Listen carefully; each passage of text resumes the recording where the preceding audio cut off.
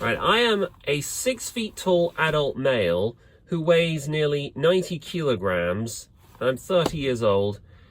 And at this point, I would not even think of using the New York subway on my own. At least not without a bulletproof vest and a security detail trailing me around. In the last video, I talked about Debbie Kawam, the woman who was brutally set on fire by an illegal immigrant criminal on December 22nd of last year. But now I feel like I ought to take a moment to talk about the environment that allowed this horrific crime to happen. So Debrina Kawam's crime on the surface, it looks absolutely horrific. Anyone who's seen the harrowing footage of her being set on fire and almost the surreal reaction to it, the fact that this woman was burning to death while standing around in front of the train car doorway, and people are just walking past and filming it. It's surreal. A lot of the same way as if you've ever seen that album cover of Pink Floyd's Wish You Were Here, where it features two men dressed in business suits shaking each other's hands, and one of them's on fire. You know, back then, people must have thought, my goodness, that's surreal. And now we're seeing something that's more or less similar, except it's not an album cover, it's reality. I imagine, in isolation, a crime like that, the brutal immolation of Debbie Kawam must be absolutely horrific to anyone who doesn't understand what New York is like now and how the place is being run, especially on the subway, until you zoom out, you pan out and draw your attention to what happens on the New York subway on an almost daily or weekly basis, and the politics of New York City, coupled with what's happening in America and throughout the West. And you begin to realize that this is not an isolated case. This is simply a microcosm of a national problem, or certainly a statewide problem, because Debbie was basically just the latest casualty of the absolute nightmare, the hellscape that is New York's subway system. It seems like almost every week or every other week, there's always a new story coming out of some poor sod getting murdered on the New York subway. I think in the same week that Debbie was killed, there was a man who was almost killed, except he had serious injuries, but in the end he was okay, because some nutter walked right up to him and pushed him in front of the path of a train car. And believe it or not, this is a thing that happens a lot. I think it even happens here in London sometimes. But in New York, it's happened so often that I've noticed whenever I read about these stories in the New York Post, whenever I read stories about this in the American press, these subway pushers, they're always given the euphemistic nickname strap hangers. Or sometimes they're just called young men or youths or heartless fiends. Like, the euphemism changes depending on the story. But when you take a look at the mugshot or the security camera footage of the pusher in action, it becomes abundantly clear why they don't tell you anything concrete about them. Because it's almost always, each time, it's blacks. It's young black men, young mentally ill black criminals, although not always. Sometimes it's Mexicans or, illegal immigrants in the case of Debbie Kawam's killing. But basically, there's an epidemic of violent criminal sociopaths and mentally ill lunatics running around buck wild all over New York's public transportation system. And you would think that a city and a municipal authority that was serious about making its own citizens feel safe would do something about these people. You would think, at the very least, we'd have them all rounded up and arrested, or if not, just shot. Because honestly, that's what I would do. I think the prison's way too good for these people. They are a danger. They are a threat to everyone's way of life. So they should be dealt with, and the solution ought to be permanent. But no. See, the media not reporting the facts of each case and, putting on a window dressing so as to leave people confused as to why would this strap hanger push somebody in front of a train. By the way, for those of you who don't know, strap hangers, basically, it's a generic colloquial American slang for someone who uses a train car, because there are these straps that hang from the ceiling. So if you grab onto them while you're on the subway train, then you're a strap hanger. So basically, it's another word for a commuter. But yeah, the media not reporting the facts is just one is just one facet of the problem. The problem is at the very top. The fact of the matter is the politics of New York City. It just seems like everyone who's running New York, and I don't think this problem is confined to New York, I think it's every major city at this point, it just seems like it's run by these criminal sociopaths, these fanatics, these absolutely demented nutcases who care nothing about the lives of their own constituents other than getting re-elected. That's debatable. And lining their pockets and turning the place into a violent criminal hellhole. Now, one example, of course, is the governor of New York, Kathy Hochul. So Kathy Hochul, even now, I've scoured her Twitter page. She hasn't mentioned any of the thing that happened to Debbie or any of the other people got pushed in front of the New York subway. She hasn't mentioned any of that even once. And the funny story is, I think, either on the day that Debbie was killed or the day before, she actually put up this idiotic photo op of her smiling in front of a camera saying, "I've made New York City more safe." Or something like that. My God, I can't even remember at this point. But anyway, you would think, at the very least, you'd think that that the elected leader of a state who was accountable to the public, you would think, after hearing about this horrific crime, because believe it or not, even though deaths on the New York subway are pretty common, it's a pretty occupational hazard nowadays, getting killed while on the New York subway. This is horrific, and it stands out even among the killings that happen on a daily basis there. You would think someone like this, someone of her position of authority, would make a speech and say, "I will not let this happen. This is an outrage, and I will do everything to make my citizens feel safe." But no, she hasn't brought this up once, as far as I'm aware. Elon is right. She does need to be recalled.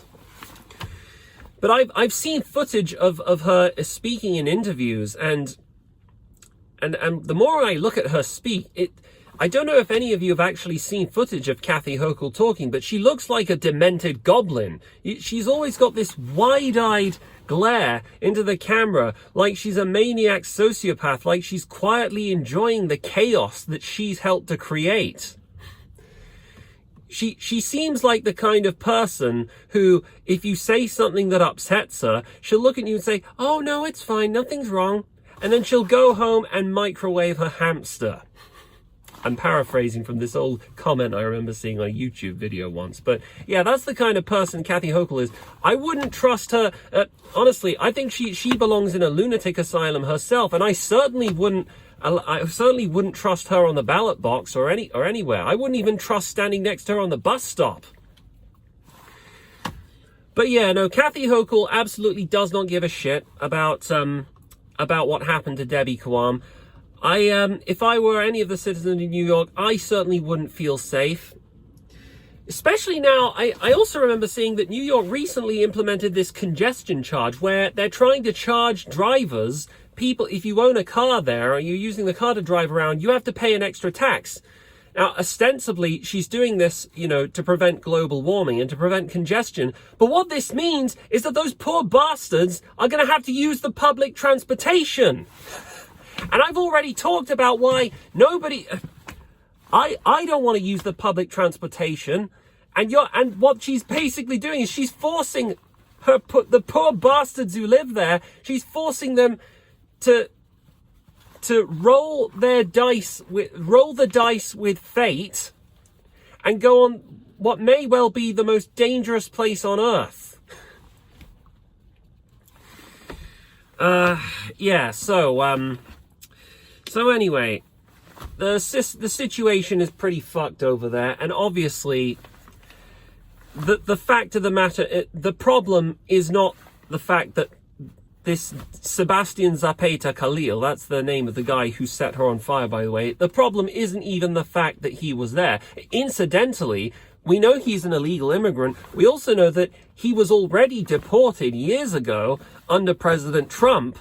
But what happened? He just came back in when Biden was in power.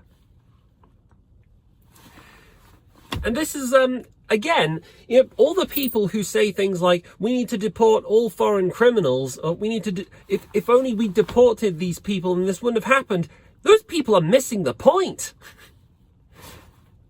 Because we underestimate the resolve of these criminal lunatics. They just come back. That's what happens.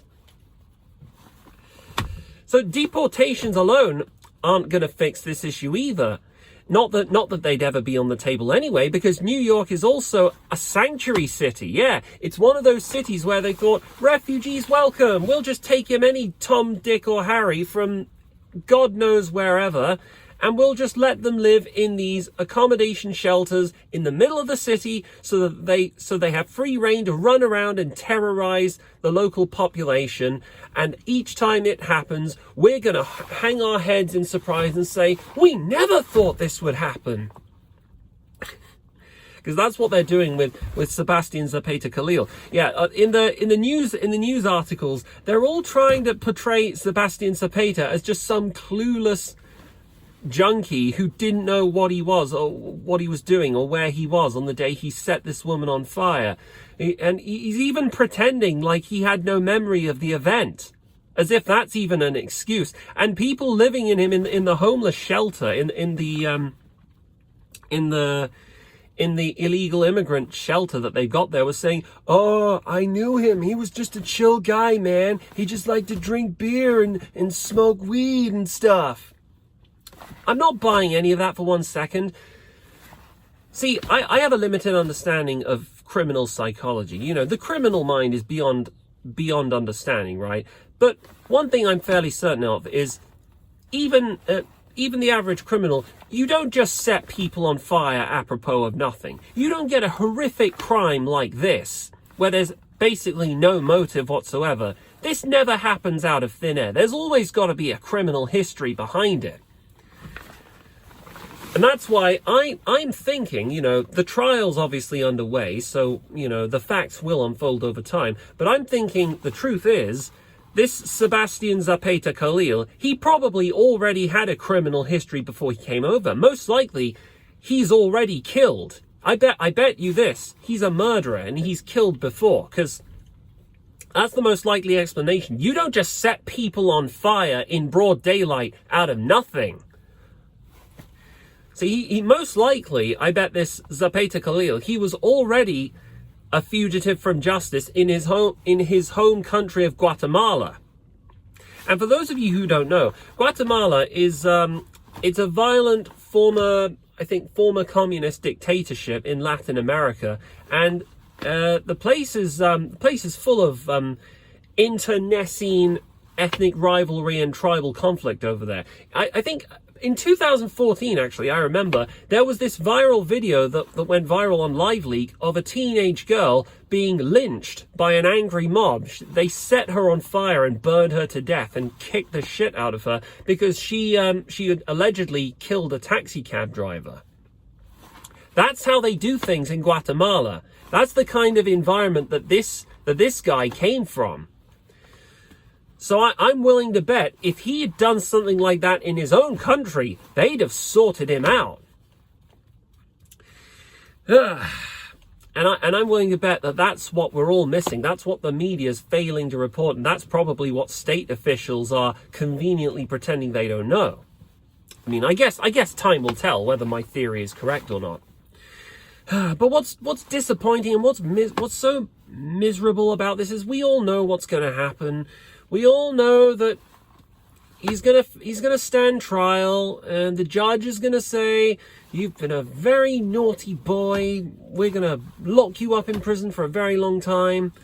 And he's gonna stay there in New York Correctional Facility for maybe 10 years, maybe 15 if we're lucky. And then he's gonna get bailed out on parole easy because the DA and the prison staff are all funded by George Soros. And then he's going to live in a place in the middle of the city, and then he's going to kill someone again, or he's going to rape somebody, and then the media is going to do the same things again, where they put their hands in their heads and say, their heads on their hands and say, "How could we have predicted this? How could anyone have known?" And it's just going to be, history's just going to repeat itself, and maybe he will be deported, but as we've already established, deportations, they don't even work. Not on people like that. Obviously, there needs to be a more permanent solution for people like this. I'm thinking what really needs to happen is, instead of deporting him back to Guatemala, we should deport his ashes back to Guatemala after we burn that bastard alive. Now, what should actually happen is, he should have his gonads cut off, stuck in his mouth. They should sellotape his mouth shut and then set him on fire and string him up from the nearest lamppost. That's what ought to happen. That's probably the kind of treatment he'd get in his own home country. But we all know how the system works, and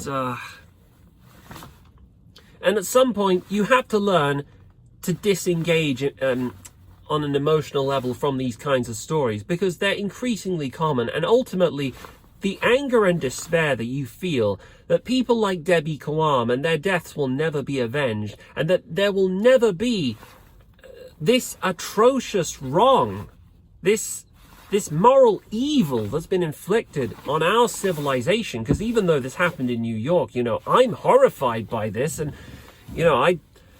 I don't feel comfortable knowing that there are people out there allowed to do this and get away with it. This atrocious moral wrong will never be avenged, and that's just kind of the lived reality of the world we live in nowadays, because the whole place is run by clowns. New York is run by clowns. It's run by criminal sociopaths like Kathy Hochul and Eric Adams. Eric Adams. And Eric Adams, yeah, everyone knows he's just another one of those DEI hire black criminals who ended up getting the mayorship because he's a black guy. Because that's basically how politics is nowadays.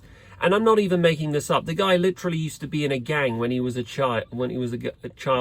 And because of the machinery of the Democrat Party, he ended up becoming a mayor because there's all these bloody Al Sharpton types who say, black people getting oppressed by racism, and all the politically correct establishment can be like, yeah, we need to have a black mayor to show that we're a post-racist society. And that's how you end up with people like Eric Adams.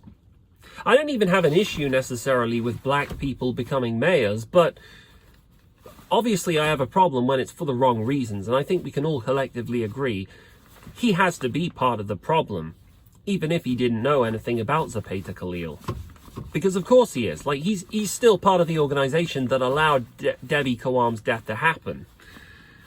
And also, what was the name of the district attorney of New York? What was it? Blake Adams? I can't remember. He's some other no-name black guy who got his job because he's a black guy. But yeah, speaking of which, actually, that reminded me of something. So a lot of people are probably puzzled as to why nobody on the New York subway train did anything to help Debbie Kawam. Well, as it turns out, just a couple of years ago, in 2023, we had a story about what happens to people who try to interfere. So there was this 24-year-old American Marine, this good old American patriot called Daniel Penny, who was on the subway train when this another one of these strap hangers, Jordan Neely, waltzed right in on the subway train car, and he was like, "Hey, yo, motherfuckers, I'm gonna do something tonight. I'm gonna kill y'all motherfuckers. Get your bitch ass. I'm gonna kill one of your bitch asses." And he, obviously everyone there was very afraid. So what did Daniel Penny do? He stood up to him. He gripped him by the neck and he held him in a chokehold. And then Jordan Neely died on the scene. People say it was from neck compression. Who knows? Maybe it was because of fentanyl, but I don't know. Officially, it's been ruled that he died due to strangulation by Daniel Penny. So anyway, even though there were literally people on the scene who helped Daniel Penny restrain Jordan Neely, because everyone was fearing for their life at the time. You know, you got to understand that crime happens on the New York subway on a daily basis. So when you encounter somebody like that, you better believe that they mean what they say. But what did the media do? Oh, they all ran the same crap. They all ran the stories about how Jordan Neely, he was a poor homeless Michael Jackson impersonator. He just wanted help. He was just oppressed by the system. And this racist, evil white man, Daniel Penny, used his white privilege and brutally murdered him, ignoring the fact that I'm pretty sure there was a black guy there who also helped him. But no, and what did the district attorney, Alvin Bragg, yeah, sorry, I forgot his name, Alvin Bragg, what did he do? He put criminal charges against Daniel Penny for criminally negligent homicide, or manslaughter, I think.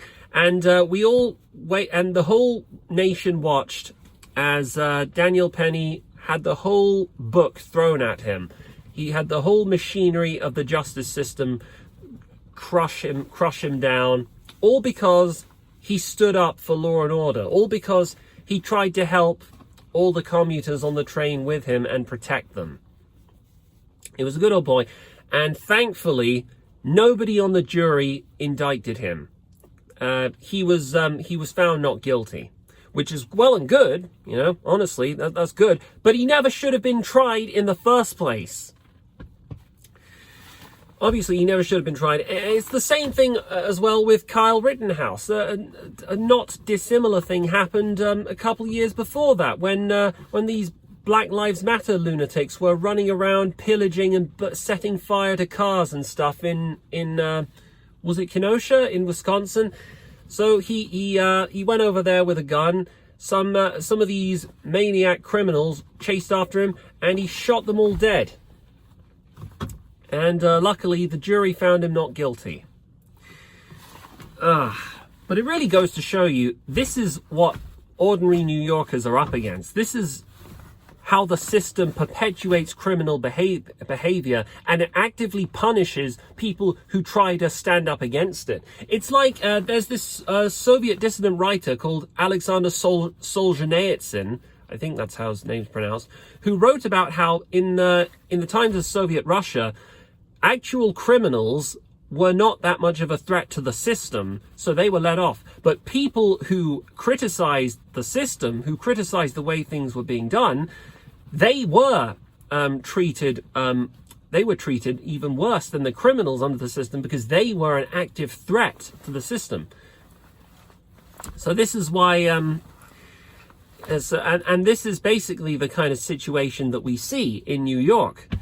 If people like Daniel Penny are a bigger threat to the political system that's in charge of New York than the criminals, than the people like Sebastian Zapata Khalil. And even now, I think all the people, all the bloody Kathy Hochul, Eric Adams, and Alvin Bragg, they all had a lot to say about Daniel Penny when the story broke out. But to my knowledge, Kathy Hochul certainly, none of them have said a word about this horrific crime that just occurred that stole the life of Debbie Kwan. Because these people are all, in my view, honestly, in my personal opinion, these people are every bit as guilty for running New York into the ground and turning it into a criminal cesspit as the criminals themselves. They might as well be as guilty, because through their actions, through their policies, and through their selective outrage and their blatantly two-faced lies in front of the TV and the media and the politicians, they've turned New York City, which New York used to be a city of pride and prosperity, and the story of hardworking immigrants working to make this the place into a city of hope and opportunity and all that.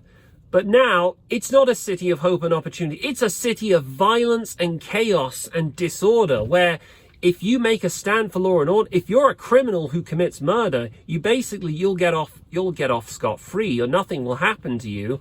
But if you make a stand for law and order, if you defend the innocent, you will get punished. And that's the kind of environment that allowed Debbie Harry to meet her unfortunate end, sadly. Because the people in charge of New York, it seems like, based on the facts, based on the things they've said, the things they've done, it seems like they're actively trying to turn New York City into Gotham City. Or no, they're turning it into Arkham Asylum. And that is why even I being a 6'3" tall white male who's nearly 90 kilograms tall, that is why I would never even think about using the New York subway alone.